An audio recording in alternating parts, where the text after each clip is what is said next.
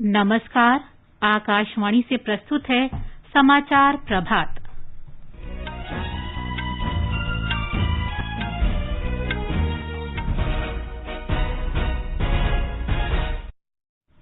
प्रधानमंत्री नरेंद्र मोदी ने कहा, विद्यार्थियों का स्वास्थ्य और कल्याण सरकार की सर्वोच्च प्राथमिकता। 12वीं बोर्ड की परीक्षा पर फैसला गहन विचार विमर्श के बाद लिया गया। राजस्थान सरकार ने कोरोना महामारी को देखते हुए 10वीं और 12वीं की बोर्ड परीक्षाएं रद्द की। बिहार के मुख्यमंत्री नीतीश कुमार ने इंजीनियरिंग और मेडिकल कॉलेजों में छात्राओं के लिए 33% आरक्षण की घोषणा की। देश में कोविड संक्रमण से मुक्त होने की दर 92.48% हुई। 22 करोड़ से अधिक कोविड टीके लगाए गए। पटना एम्स में बच्चों पर भारत बायोटेक की कोवैक्सीन का क्लिनिकल परीक्षण शुरू। कर्नाटक सरकार ने सीधी भर्ती के माध्यम से 1700 से अधिक डॉक्टरों की नियुक्ति की। केंद्र ने उत्तरदायी और पारदर्शिता ढंग से किराए के मकानों को बढ़ावा देने के लिए मॉडल किराएदारी अधिनियम के मसौदे को मंजूरी दी। नीति आयोग आज सतत विकास लक्ष्य सूचकांक का तीसरा संस्करण जारी करेगा। भारत का व्यापारिक निर्यात इस वर्ष मई में 67% से अधिक हुआ और अंतर्राष्ट्रीय हॉकी संघ की रैंकिंग में भारतीय पुरुष टीम चौथे स्थान और महिला टीम 9वें स्थान पर।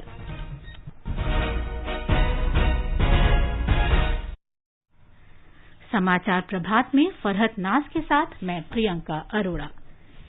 कोरोना संक्रमण को देखते हुए आपसे अपील है कि लापरवाही न बरतें और इन आसान उपायों का पालन कर सुरक्षित रहें। मास्क लगाएं, 2 गज की सुरक्षित दूरी बनाए रखें, बार-बार हाथ धोएं तथा साफ सफाई रखें और टीका लगवाएं। लोगों को कोविड से संबंधित जानकारी देने और उनके मार्गदर्शन के लिए राष्ट्रीय हेल्पलाइन कार्यरत है। इसका नंबर है 011-2397-8046 तथा 1075। और अब समाचार विस्तार से। प्रधानमंत्री नरेंद्र मोदी ने कहा है कि विद्यार्थियों का स्वास्थ्य और कल्याण उनकी सरकार की सर्वोच्च प्राथमिकता है। ट्विटर पर कल माता-पिता और शिक्षकों के प्रश्नों का उत्तर देते हुए श्री मोदी ने कहा कि पिछले वर्ष कोविड संकट के दौर में शिक्षक समुदाय ने उत्कृष्ट भूमिका निभाई है। उन्होंने विद्यार्थियों को सहयोग देने और नई स्थिति में शिक्षा यात्रा जारी रखने के लिए शिक्षकों की सराहना की। उन्होंने कहा कि ये बच्चों के लिए उथल-पुथल भरा वर्ष रहा है। 12वीं की परीक्षा रद्द किए जाने पर प्रधानमंत्री ने कहा कि इस समय ये सबसे उपयुक्त और छात्रों के हित में लिया गया फैसला है। उन्होंने कहा कि 12वीं की परीक्षा के बारे में निर्णय व्यापक परामर्श के बाद लिया गया। श्री मोदी ने कहा कि सरकार को देश भर से इस पर कई सुझाव मिले, जिस पर काफी गहनता से विचार किया गया और विद्यार्थियों के हित के अनुकूल निर्णय लिया जा सका। कुछ राज्य सरकारों ने कोविड महामारी को देखते हुए सीबीएसई की 10वीं और 12वीं की परीक्षाएं रद्द करने का फैसला किया है। राजस्थान सरकार ने राज्य माध्यमिक शिक्षा बोर्ड की 10वीं और 12वीं की परीक्षाएं नहीं कराने का फैसला किया है। कल शाम मुख्यमंत्री अशोक गहलोत की अध्यक्षता में मंत्री परिषद की बैठक में यह निर्णय लिया गया। बैठक के बाद राज्य के शिक्षा मंत्री गोविंद सिंह दोतासरा ने बताया कि कोविड महामारी को देखते हुए बोर्ड की परीक्षाएं संचालित करना संभव नहीं है। इस बीच गुजरात सरकार ने भी राज्य बोर्ड की 12वीं की परीक्षा निरस्त कर दी है। एक रिपोर्ट। गुजरात के शिक्षा मंत्री श्री भूपेंद्र सिंह चुडासमा ने कहा कि सीबीएसई कक्षा 12वीं की परीक्षा रद्द किए जाने के फैसले के बाद गुजरात बोर्ड की परीक्षा भी रद्द करने का निर्णय किया गया है। उन्होंने कहा कि दोबारा परीक्षा देने वाले कक्षा 10 और 12वीं के छात्रों के लिए जल्दी कोई फैसला किया जाएगा। कोविड महामारी के चलते राज्य के 12वीं कक्षा के 6 लाख से अधिक छात्रों के व्यापक हितों को ध्यान में रखते हुए यह फैसला किया गया है। इससे पहले गुजरात राज्य हायर सेकेंडरी एजुकेशन बोर्ड ने कक्षा 12वीं की परीक्षा 1 से 16 जुलाई के बीच आयोजित करने की घोषणा की थी। योगेश पंड्या, आकाशवाणी समाचार, अहमदाबाद। उधर मध्य प्रदेश सरकार ने भी 12वीं कक्षा की परीक्षाओं को रद्द करने की कल घोषणा की। मुख्यमंत्री शिवराज सिंह चौहान ने कहा कि मूल्यांकन मापदंड की घोषणा जल्द की जाएगी। बिहार सरकार इंजीनियरिंग और मेडिकल कॉलेजों में छात्राओं के लिए सीट आरक्षित करेगी। मुख्यमंत्री नीतीश कुमार ने राज्य के इंजीनियरिंग और मेडिकल कॉलेजों में छात्राओं को 33% आरक्षण देने का फैसला किया है। श्री कुमार ने बताया कि इससे इंजीनियरिंग और मेडिकल क्षेत्र में छात्राओं की संख्या बढ़ेगी। मुख्यमंत्री ने कहा कि इस फैसले से लड़कियों को उच्च और तकनीकी शिक्षा के लिए अधिक प्रेरित किया जा सकेगा। मुख्यमंत्री ने कहा कि उनकी सरकार का लक्ष्य है कि राज्य के विद्यार्थियों को इंजीनियरिंग और मेडिकल की पढ़ाई के लिए बाहर जाने की जरूरत न पड़े। देश में कोविड के मामलों में लगातार गिरावट आ रही है। नए मरीजों की तुलना में ठीक होने वालों की संख्या अधिक रही। स्वस्थ होने की दर 92.48% हो गई है।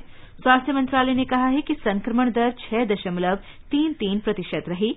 अब तक 2 करोड़ 61 लाख से अधिक मरीज कोविड संक्रमण से ठीक हो चुके हैं। स्वास्थ्य मंत्रालय ने कहा है कि बीते एक दिन में देश में 1,32,000 नए रोगी सामने आए और 3,207 लोगों की मौत हुई। इस बीच कोरोना वायरस के संक्रमण का पता लगाने के लिए परीक्षण का काम और तेज कर दिया गया है। भारतीय आयुर्विज्ञान अनुसंधान परिषद ने बताया कि अब तक 35 करोड़ से अधिक जांच की जा चुकी है। देश में 22 करोड़ से अधिक कोविड टीके लगाए जा चुके हैं। केंद्रीय स्वास्थ्य मंत्रालय ने बताया है कि कल 22,45,000 से अधिक लोगों को वैक्सीन लगाई गई। इनमें से 20,28,000 से अधिक को पहली डोज और 2,16,000 से अधिक को दूसरी डोज लगाई गई। मंत्रालय ने बताया है कि 18 से 44 वर्ष आयु वर्ग के 11,37,000 से अधिक लोगों को कल कोविड टीके की पहली डोज और 19,000 से अधिक को दूसरी डोज लगाई गई। बिहार, दिल्ली, गुजरात, हरियाणा, कर्नाटक, मध्य प्रदेश, महाराष्ट्र, राजस्थान, तमिलनाडु, उत्तर प्रदेश और पश्चिम बंगाल में इस आयु वर्ग के 10 लाख से अधिक लोगों ने कल टीके की पहली डोज ली। कुल मिलाकर अब तक इस आयु वर्ग के 2 करोड़ 25 लाख से अधिक लोगों को कोविड टीका लगाया जा चुका है। बच्चों पर भारत बायोटेक की कोवैक्सीन का क्लिनिकल परीक्षण पटना के एम्स में शुरू हो गया है। बिहार के 15 बच्चे इस परीक्षण में ऐच्छिक रूप से शामिल हुए। पटना के एम्स में कोविड मामलों के नोडल प्रभारी डॉक्टर संजीव कुमार ने बताया कि परीक्षण के लिए 12 से 18 वर्ष के बच्चों को पहला टीका लगाया गया है। 0.5 मिली वैक्सीन का इंजेक्शन लगाने के बाद 2 घंटे तक बच्चों की निगरानी की गई। 4 सप्ताह बाद इन बच्चों को दूसरा टीका लगाया जाएगा। इस दौरान बच्चों के स्वास्थ्य पर कड़ी नजर रखी जाएगी। केंद्र सरकार के सहयोग से देश में टीकों का उत्पादन बढ़ाया जा रहा है। भारत बायोटेक के साथ हुए प्रौद्योगिकी हस्तांतरण व्यवस्था के माध्यम से महाराष्ट्र का सार्वजनिक उपक्रम हाफकिन बायोफार्मा हर वर्ष 22 करोड़ 80 लाख कोवैक्सीन टीकों का उत्पादन करने के लिए तैयार हो रहा है। उत्तर प्रदेश के बुलंदशहर में 2 निजी कंपनियां इंडियन इम्यूनोलॉजिकल्स लिमिटेड हैदराबाद और Bharat Immunologicals and biological limited टीकों का उत्पादन करेंगी।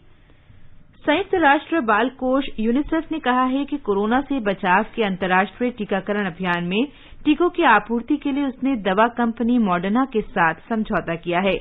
यूनिसेफ की वैश्विक कोवैक्स सुविधा को इन टीकों की आपूर्ति की जाएगी। यूनिसेफ ने कहा कि 2021 के अंतिम तिमाही में टीके सौंपे जाने की उम्मीद है, जिन्हें समानता के आधार पर आवंटित किया जाएगा। यूनिसेफ ने कहा कि उसने कोरोना टीके की आपूर्ति के 4 अन्य समझौतों पर हस्ताक्षर किए हैं, जो serum institute of India, Pfizer, AstraZeneca और ह्यूमन वैक्सीन के साथ किए गए हैं। जापान के प्रधानमंत्री योशिहिदे सुगा ने वैश्विक वैक्सीन पहुंच कार्यक्रम कोवैक्स के लिए अतिरिक्त $80 करोड़ देने का फैसला किया है। इसका उद्देश्य पूरे विश्व में कोरोना वैक्सीन का समान और समुचित वितरण सुनिश्चित करना है। एक ऑनलाइन वैक्सीन सम्मेलन के दौरान ये घोषणा की गई। जापान पहले ही कोवैक्स के लिए $20 करोड़ दे चुका है। श्री सुगा ने बताया कि कोवैक्स सुविधा के अंतर्गत अब तक 7 करोड़ 60 लाख वैक्सीन डोज 120 से अधिक देशों और क्षेत्रों को भेजी जा चुकी हैं। गुजरात में अब तक 7,75,958 मरीज कोविड संक्रमण से ठीक हो चुके हैं। इसके साथ ही राज्य में मरीजों के ठीक होने की दर बढ़कर 95.55% हो गई है। एक रिपोर्ट। गुजरात में अब तक 7,75,958 मरीज कोविड संक्रमण से उबर चुके हैं। इसके साथ ही राज्य में मरीजों की ठीक होने की दर बढ़कर 95.55% हो गई है। राज्य में अहमदाबाद में कोविड के सबसे अधिक मामले हैं। यहां 224 लोगों में संक्रमण की पुष्टि हुई है, जबकि बड़ोदरा में 144 लोगों में संक्रमण मिला है। कल राज्य में 18 मरीजों की मृत्यु हुई। इसके साथ ही राज्य में कोविड-19 से जान गंवाने वालों की संख्या 9,873 हो गई है। राज्य में इस समय 26,232 लोगों का उपचार चल रहा है। गुजरात में कल 1,72,901 लोगों को कोविड रोधी टीका लगाया गया, जिनमें से 1,05,000 से ज्यादा 18 से 44 वर्ष के आयु के थे। योगेश पांड्या की रिपोर्ट के साथ समाचार कक्ष से भवतारिणी। महाराष्ट्र मंत्रिमंडल ने कोविड के कारण अनाथ हुए बच्चों के बैंक खातों में एकमुश्त 5-5 लाख रुपए जमा करने की स्वीकृति दे दी है। ये राशि ब्याज के साथ बच्चे को 21 वर्ष का होने पर मिलेगी। अनाथ बच्चों की सहायता के लिए इस फैसले को महत्वपूर्ण माना जा रहा है। महाराष्ट्र सरकार की यह योजना पीएम केयर्स फंड के माध्यम से लागू एक अन्य योजना के समान है। मुख्यमंत्री उद्धव ठाकरे की अध्यक्षता में हुई राज्य मंत्रिपरिषद की बैठक में लिए गए फैसले में कहा गया है कि अगर ऐसे बच्चों के परिजन देखभाल के लिए आगे आएंगे तो उन्हें महिला एवं बाल विकास विभाग के चाइल्ड केयर फंड से अनुदान दिया जाएगा। 5 लाख रुपए की एक मुश्त राशि बच्चे और जिला महिला एवं बाल विकास विभाग के अधिकारी के संयुक्त खाते में जमा की जाएगी। सरकार ने जिला स्तरीय टास्क फोर्स का गठन भी किया है और संबंधित जिलों के कलेक्टर इसके अध्यक्ष होंगे। टास्क फोर्स को कोविड-19 के कारण माता पिता की मृत्यु के बाद अनाथ हुए बच्चों की जानकारी एकत्र करने की जिम्मेदारी सौंपी गई है। कुणाल शिंदे, आकाशवाणी समाचार, मुंबई। तमिलनाडु में कल 25,000 से ज्यादा लोगों में कोविड संक्रमण की पुष्टि हुई। राज्य स्वास्थ्य विभाग ने बताया कि 32,000 से ज्यादा मरीजों को कल ठीक होने के बाद अस्पताल से छुट्टी दी गई। करीब 2,88,000 मरीजों का विभिन्न अस्पतालों में इलाज चल रहा है। राज्य में 1,74,000 से ज्यादा कोविड नमूनों की जांच की गई। कर्नाटक के स्वास्थ्य विभाग में अब तक की सबसे बड़ी भर्ती प्रक्रिया में कल 1,763 चिकित्सकों की नियुक्ति की गई। भर्ती कार्यक्रम में डॉक्टर के सुधाकर ने नए चिकित्सकों से सरकार की स्वास्थ्य सेवा को विश्व स्तरीय और बेहतर बनाने की अपील की। ब्यौरा हमारे संवाददाता से। कर्नाटक का स्वास्थ्य मंत्री डॉक्टर के सुधाकर जी ने कहा है कि यह राज्य में पहली बार इतनी बड़ी संख्या में डॉक्टर्स भर्ती हुए हैं। कर्नाटक लोक सेवा आयोग के बदले ये पहली बार स्वास्थ्य विभाग द्वारा सीधा डॉक्टर्स की भर्ती हुई है। डॉक्टर्स की भर्ती प्रक्रिया को केवल 6 महीने में पूर्ण करना भी एक रिकॉर्ड है। सरकारी अस्पतालों को लेकर जनता में अच्छी राय न होने पर मंत्री जी ने कहा कि इस राय को बदलने के लिए कल भर्ती हुए डॉक्टर्स जी जोड़ प्रयास करें। उन्होंने कहा कि गरीब जनता जो सरकारी अस्पताल आती है उन्हें अच्छी से अच्छी चिकित्सा प्राप्त होनी चाहिए। सुधींद्र, आकाशवाणी समाचार, बेंगलुरु। कोरोना महामारी से मुकाबले में दिल्ली पुलिस ने सक्रिय भूमिका निभाई है। दूसरी लहर में दिल्ली पुलिस ने अपने सेवारत और सेवानिवृत्त कर्मियों तथा उनके परिजनों के उपचार के लिए राष्ट्रीय राजधानी में विभिन्न स्थानों पर कोविड देखभाल केंद्र स्थापित किए हैं। आकाशवाणी समाचार से बातचीत में रोहिणी के अपर पुलिस उपायुक्त जितेंद्र कुमार मीणा ने बताया कि अब कोविड देखभाल केंद्र टीकाकरण केंद्रों में तब्दील कर दिए गए हैं। एक रिपोर्ट। सर गंगाराम अस्पताल और हमदर्द फाउंडेशन के सहयोग से रोहिणी में 60 बिस्तरों वाला एक कोविड देखभाल केंद्र स्थापित किया गया था, जिसमें डॉक्टर और नर्स 24 घंटे उपलब्ध रहते थे। अतिरिक्त डीसीपी आईपीएस रोहिणी जितेंद्र मीणा ने कोविड केयर सेंटर में सुविधाओं के बारे में अधिक जानकारी साझा की। इसमें जो सुविधाएं थी वो थी emergency area, pharmacy centre, nursing centre, ECG machine, Fowler bed, semi Fowler bed, oxygen concentrator, oxygen cylinder. इस सेंटर में कुल 53 पेशेंट का ट्रीटमेंट किया गया और अभी सभी पेशेंट पूरी तरह स्वस्थ होकर जा चुके हैं। इसमें बेसिक ट्रीटमेंट के साथ साथ अगर कोई क्रिटिकल पेशेंट भी आया तो उसको स्टेबलाइज करके हायर सेंटर के लिए रेफर किया गया। दिल्ली पुलिस की तरफ से शाहदरा जिले और द्वारका जिले में भी इसी तरह के कोविड केयर सेंटर स्थापित किए गए। अब चूंकि पॉजिटिविटी रेट में काफी कमी आ गई है और अब इस सेंटर को हम वैक्सीनेशन सेंटर के रूप में चला रहे हैं। दिल्ली पुलिस के कोविड देखभाल केंद्रों ने विशेष रूप से सिविल अस्पतालों के बोझ को कम करने में मदद की है और अब ये कोविड के खिलाफ टीकाकरण अभियान में सरकार की मदद करने में जुट गए हैं। आकाशवाणी समाचार के लिए दिल्ली से मैं दीक्षा सक्सेना। केंद्र कोविड महामारी के दौरान लोगों की सुविधा के लिए बनाई गई राष्ट्रीय स्तर की 4 हेल्पलाइन के बारे में जागरूकता पैदा कर रहा है। सूचना और प्रसारण मंत्रालय अपने विभिन्न विभागों के जरिए इन हेल्पलाइन के बारे में जागरूकता को बढ़ा रहा है। विभिन्न हेल्पलाइन नंबर इस प्रकार हैं। कोविड संबंधी सवालों के जवाब देने के लिए स्वास्थ्य और परिवार कल्याण मंत्रालय की हेल्पलाइन है 1075। महिला और बाल विकास मंत्रालय की चाइल्ड हेल्पलाइन है 1098। वरिष्ठ नागरिकों के लिए सामाजिक न्याय और अधिकारिता मंत्रालय की हेल्पलाइन 14567 ये सेवा दिल्ली, कर्नाटक, मध्य प्रदेश, राजस्थान, तमिलनाडु, तेलंगाना, उत्तर प्रदेश और उत्तराखंड के लिए काम कर रही है। मनोवैज्ञानिक सहायता के लिए राष्ट्रीय मानसिक स्वास्थ्य और तंत्रिका विज्ञान संस्थान निमहांस का नंबर है 0804611007। आगे बढ़ने से पहले एक नजर मुख्य समाचारों पर।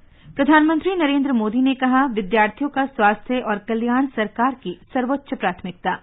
12वीं बोर्ड की परीक्षा पर फैसला गहन विचार विमर्श के बाद लिया गया। राजस्थान सरकार ने कोरोना महामारी को देखते हुए 10वीं और 12वीं की बोर्ड परीक्षाएं रद्द की। बिहार के मुख्यमंत्री नीतीश कुमार ने इंजीनियरिंग और मेडिकल कॉलेजों में छात्राओं के लिए 33% आरक्षण की घोषणा की। देश में कोविड संक्रमण से मुक्त होने की दर 92.48% हुई। 22 करोड़ से अधिक कोविड टीके लगाए गए।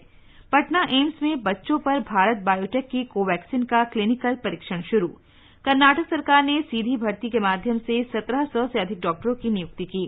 केंद्र ने उत्तरदायी और पारदर्शिता ढंग से किराए के मकानों को बढ़ावा देने के लिए मॉडल किराएदारी अधिनियम के मसौदे को मंजूरी दी। नीति आयोग आज सतत विकास लक्ष्य सूचकांक का तीसरा संस्करण जारी करेगा। भारत का व्यापारिक निर्यात इस वर्ष मई में 67% से अधिक हुआ और अंतर्राष्ट्रीय हॉकी संघ की रैंकिंग में भारतीय पुरुष टीम चौथे स्थान और महिला टीम 9वें स्थान पर। केंद्रीय मंत्रिमंडल ने देश में किराए पर मकान देने को बढ़ावा देने के लिए मॉडल किराएदारी अधिनियम के मसौदे को मंजूरी दे दी है। मसौदे में मकान मालिक और किराएदार दोनों के हितों और अधिकारों को उत्तरदायी और पारदर्शी ढंग से संतुलित करने का प्रयास किया गया है।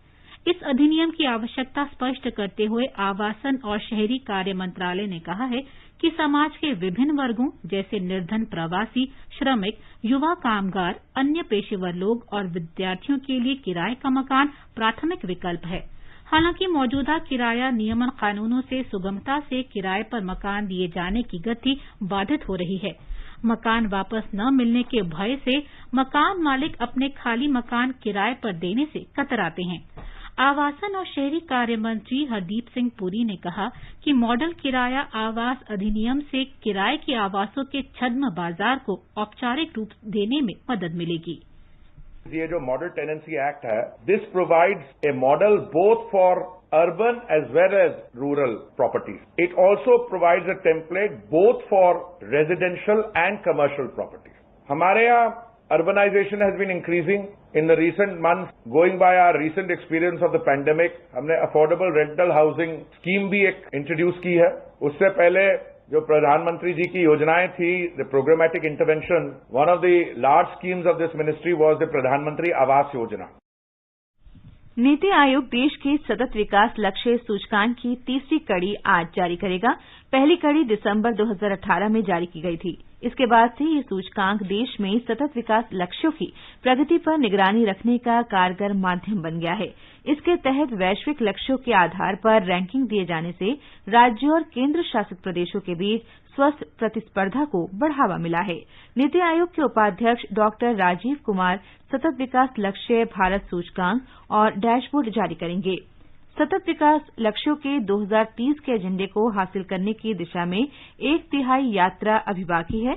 ऐसे में ये सूचकांक रिपोर्ट भागीदारी के महत्व पर ध्यान केंद्रित करती है। इसे शीर्षक दिया गया है एसडीजी भारत सूचकांक और डैशबोर्ड कार्रवाई के दशक में भागीदारी। एक रिपोर्ट। तीसरे संस्करण में 17 उद्देश्य, 70 लक्ष्य और 115 सूचक शामिल किए गए हैं। सूचकांक का निर्माण और आगामी कार्य प्रणाली सतत विकास लक्ष्य पर राज्यों और केंद्र शासित प्रदेशों के प्रदर्शन को मापने और उन्हें रैंकिंग देने के केंद्रीय उद्देश्यों का प्रतीक है। ये उन क्षेत्रों की पहचान करने में राज्यों और केंद्र शासित प्रदेशों का समर्थन करता है जिन पर अधिक ध्यान देने की आवश्यकता है और यह उनके बीच स्वस्थ प्रतिस्पर्धा को बढ़ावा देता है। लक्ष्य निर्धारण और अंक के सामान्य प्रमाणीकरण की तकनीकी प्रक्रिया विश्व स्तर पर स्थापित पद्धति का पालन करती है। संकेतकों का चयन सांख्यिकी और कार्यक्रम कार्यान्वयन मंत्रालय, केंद्रीय मंत्रालयों और राज्यों और केंद्र शासित प्रदेशों के हितधारकों के साथ करीबी समन्वय में की गई परामर्श प्रक्रिया से पहले होता है। चयन प्रक्रिया को सभी राज्यों और केंद्र शासित प्रदेशों को भेजे जाने वाले संकेतकों की मसौदा सूची पर टिप्पणियों और सुझावों द्वारा सूचित किया जाता है। सूचकांक राष्ट्रीय प्राथमिकताओं के अनुरूप होने के साथ 2030 एजेंडा के तहत वैश्विक लक्ष्यों की व्यापक प्रकृति की अभिव्यक्ति का प्रतिनिधित्व करता है। अनुपम मिश्र, आकाशवाणी समाचार, दिल्ली। भारत के व्यापारिक निर्यात में मई महीने में पिछले वर्ष की इस अवधि की तुलना में 67% से अधिक की रिकॉर्ड बढ़ोतरी हुई। केंद्रीय वाणिज्य और उद्योग मंत्रालय ने बताया कि इस वर्ष मई में देश से $32 अरब से अधिक का व्यापारिक निर्यात हुआ।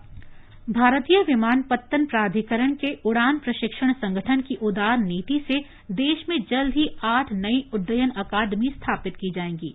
ये अकादमी बेलगावी, जलगांव, कलबुर्गी, खजुराहो और लीलाबाड़ी में स्थापित की जाएंगी। इन्हें स्थापित करने का उद्देश्य भारत को वैश्विक उड्डयन प्रशिक्षण का केंद्र बनाना है। इससे भारतीय कैडेटों का विदेशी उड्डयन अकादमियों में जाना भी रुकेगा। तेलंगाना में राज्य सरकार कृषि भूमि का डिजिटल सर्वेक्षण कराएगी। प्रारंभ में ये सर्वेक्षण 11 जून से राज्य के चयनित 27 गांवों में किया जाएगा। गढ़रेल विधानसभा क्षेत्र से 3 गांवों को चुना गया है। अन्य 24 गांव का चयन उन 24 जिलों से किया जाएगा जहां भूमि संबंधी विवाद नहीं है।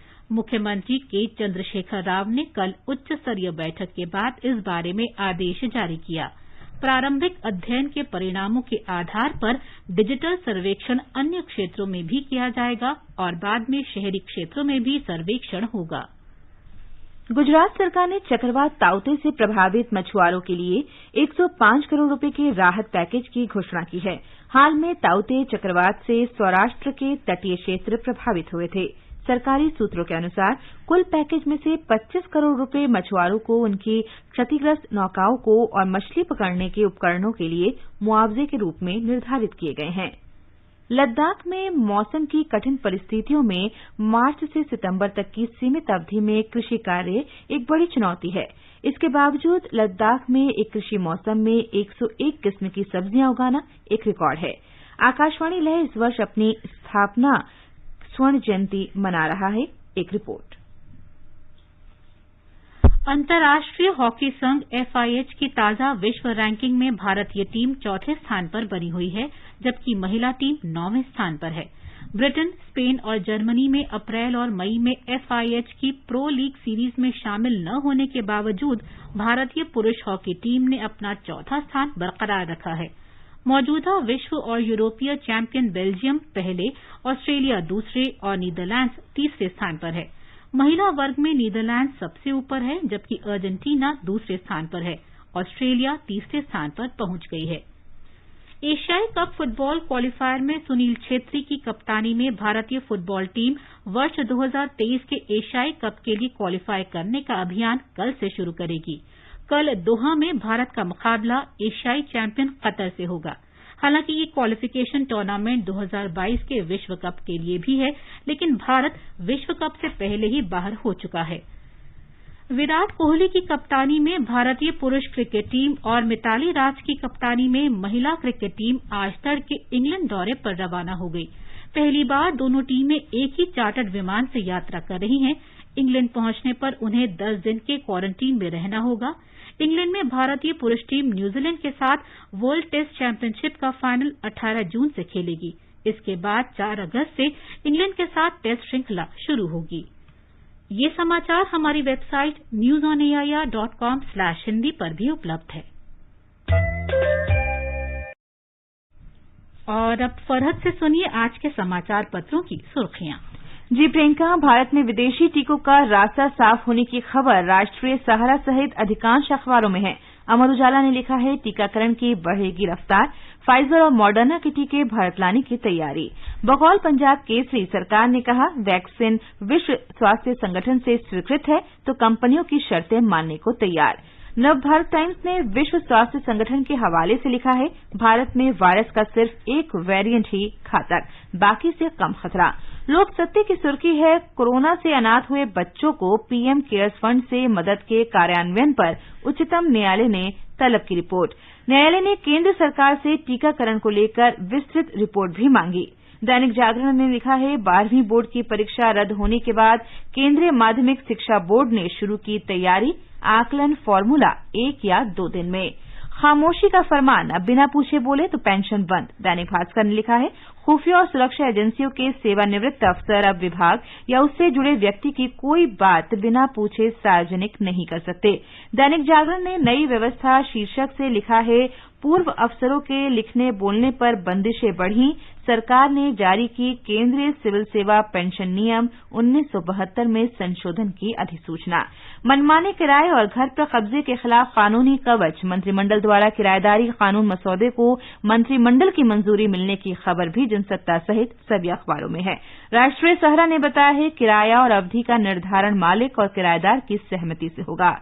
दैनिक भास्कर लिखता है, 2 मुख्य शेयर बाजारों के संवेदी सूचकांकों के समीकरण में बदलाव, सेंसेक्स के पीछे चलने वाले निफ्टी ने इस साल बढ़ाई रफ्तार, 2.7% से ज्यादा उछला। अमर उजाला की खबर है, पंजाब नेशनल बैंक घोटाले के आरोपी मेहुल चौकसी को भारत भेजने पर डोमिनिका राजी, कोर्ट का फैसला आज।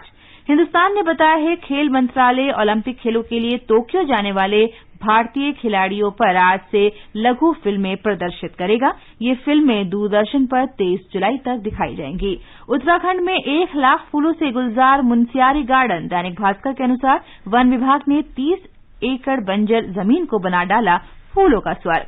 राजस्थान पत्रिका की खबर है, गाजियाबाद के 11 साल की उम्र के ध्रुव शर्मा लॉकडाउन में सैकड़ों लोगों को ऑनलाइन सिखा रहे योग, कई देश कर चुके हैं सम्मानित। और अंत में मुख्य समाचार एक बार फिर। प्रधानमंत्री नरेंद्र मोदी ने कहा, विद्यार्थियों का स्वास्थ्य और कल्याण सरकार की सर्वोच्च प्राथमिकता। 12वीं की बोर्ड परीक्षा पर फैसला गहन विचार विमर्श के बाद लिया गया। राजस्थान सरकार ने कोरोना महामारी को देखते हुए 10वीं और 12वीं की बोर्ड परीक्षाएं रद्द की। बिहार के मुख्यमंत्री नीतीश कुमार ने इंजीनियरिंग और मेडिकल कॉलेजों में छात्राओं के लिए 33% आरक्षण की घोषणा की। देश में कोविड संक्रमण से मुक्त होने की दर 92.48% हुई। 22 करोड़ से अधिक कोविड टीके लगाए गए। पटना एम्स में बच्चों पर भारत बायोटेक की कोवैक्सीन का क्लिनिकल परीक्षण शुरू। कर्नाटक सरकार ने सीधी भर्ती के माध्यम से 1700 से अधिक डॉक्टरों की नियुक्ति की। केंद्र ने उत्तरदायी और पारदर्शी ढंग से किराए के मकानों को बढ़ावा देने के लिए मॉडल किराएदारी अधिनियम के मसौदे को मंजूरी दी। नीति आयोग आज सतत विकास लक्ष्य सूचकांक का 3रा संस्करण जारी करेगा। इसके साथ ही समाचार प्रभात का ये अंक समाप्त हुआ। नमस्कार।